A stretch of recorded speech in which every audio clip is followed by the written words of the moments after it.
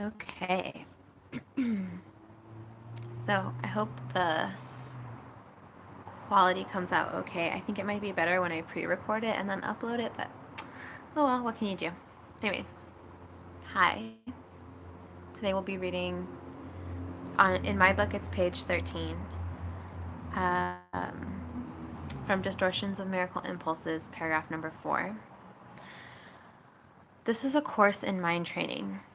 All learning involves attention and study at some level. Some of the later parts of the course too heavily on these earlier sections not to require their careful study. You will also need them for preparation. Without this, you may become much too fearful of what is to come and make constructive use of it. However, as you study these earlier sections, you will begin to see some of the implications that will be amplified later on. Okay, so what this makes me think of is how I kind of just skip all around in here and I just get up to like whatever page. And it also makes me think of how I was doing this every day for a while. I think like for 90 days I did the workbook every single day, like without fail.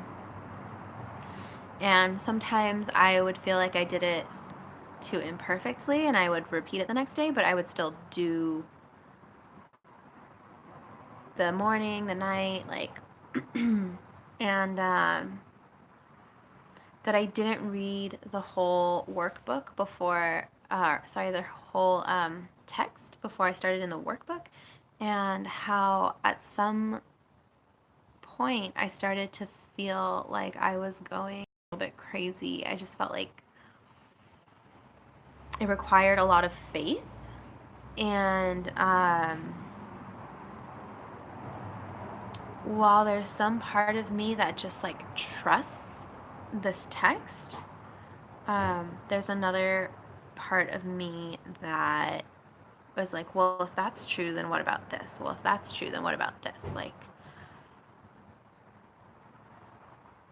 if that's true, then how do I help all of the people who don't realize this stuff? Or like, if that's true, I'm trying to think of a specific example, but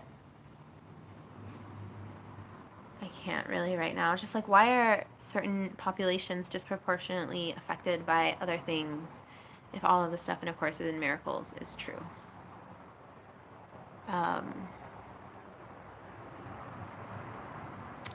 And I guess it makes me think a lot about like Eckhart Tolle and like collective pain bodies, and I think there's probably like collective egos, and not necessarily ego in the sense, well, just in the egos in the sense that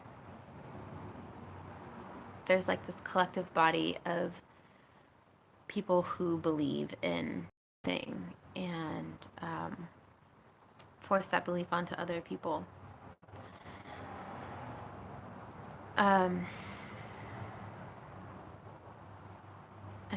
And so all of that is to say, like, maybe if I did read this like from cover to cover rather than random sections that make more sense to me in the middle of the text and then working on the workbook, like maybe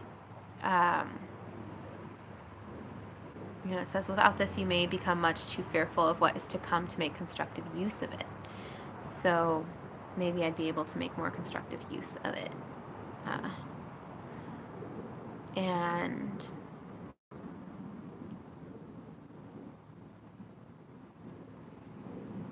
yeah, I think that's all on this one.